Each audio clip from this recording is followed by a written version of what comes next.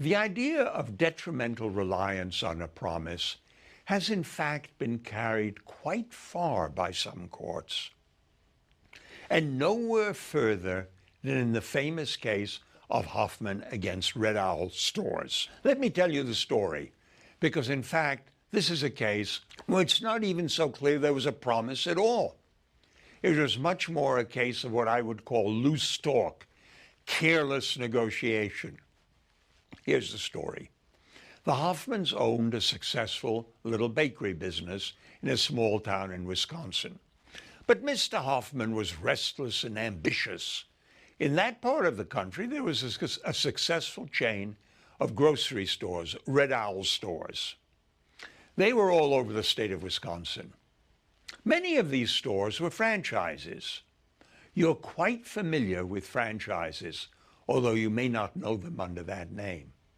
The McDonald's and the Starbucks and the Dunkin' Donuts in your neighborhood are usually franchises. Without getting into too many of the details, you should think of them as a kind of partnership between a local business person and a big national chain. The local business person puts up a certain amount of his money, and the chain lends or puts up some part of money, and together they set up a franchise, a business in a particular location. The local business person is the manager and owner. He's not just an employee. This is a good arrangement for the national chain because the local outlet, the local McDonald's or Starbucks or Red Owl, is going to buy all its supplies through Red Owl, is going to get all kinds of signage and advertising and store brand products and things of that kind. You go into a McDonald's and you'll see there's a certain standard of stuff. The counters, the boards, the napkins, the paper cups, and of course, the hamburgers are all standard McDonald's products. That standardization and immediate recognition by the consumer is part of the attraction of the business. And that's part of the point for both parties, the local business person and the national chain. Well, Hoffman wanted to go into the grocery business, and he wanted to open a Red Owl franchise. So he got to talking to the local representatives of Red Owl, and they encouraged him. They said that he would have to put up $18,000 of his own money. That would be about $135,000 today, if he wanted to open a Red Owl franchise. And that's normal. The national chain wants the local store owner to have a stake, some skin in the game. Doesn't want to have him just view himself or herself as an employee. He or she is an owner, and that's good business. That's a good business model. But to be an owner, you've got to put up some of the capital. $135,000, these local representatives told the Hoffmans. And they talked and they wondered about the size of the franchise and which particular little town or city it would be in and what the layout would be. It was all very general. And it would have to be approved by headquarters. One of the things that the Red Owl representatives, the local representatives, said is that it would be a good idea if the Hoffmans got some experience in the grocery business. Because you remember that before that, they had owned and run a bakery.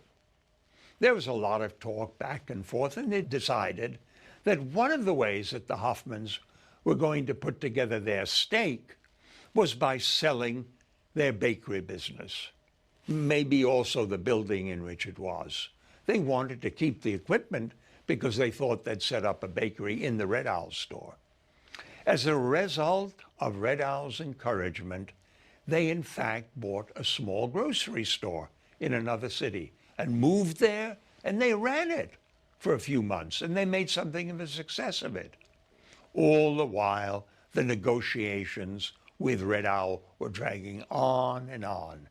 And it turned out that headquarters had said, well, you know, you're going to have to put up more of your money than our guys had been telling you.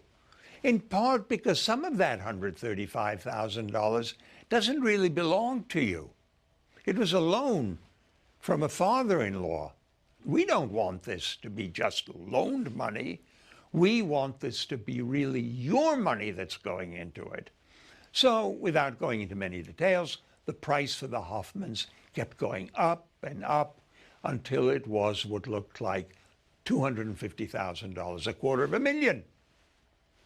In the meanwhile, they had moved, they had sold their bakery business, they had sold the bakery building, they had bought and sold the grocery store, and when the final price came in, the Hoffmans said, no, this is too much. We give up.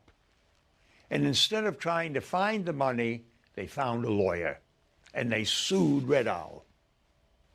But what were they going to sue Red Owl for? In Sister Antiloco's case, it was pretty clear.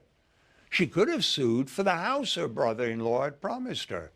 In Grandpa's case, Ricketts, it was pretty clear. There was a $2,000 note and the 6% interest. But what were the Hoffmans going to sue Red Owl for? They couldn't sue Red Owl for a particular store because the discussions had never reached the point where the size and the layout and the kind of store had been at all specified. It had all been just talk. It was all just negotiation. There really wasn't any specific promise at all, as there was in the other cases we've looked at. I'm going to pause for a minute to let you think about how this case could and should end up. What do you think?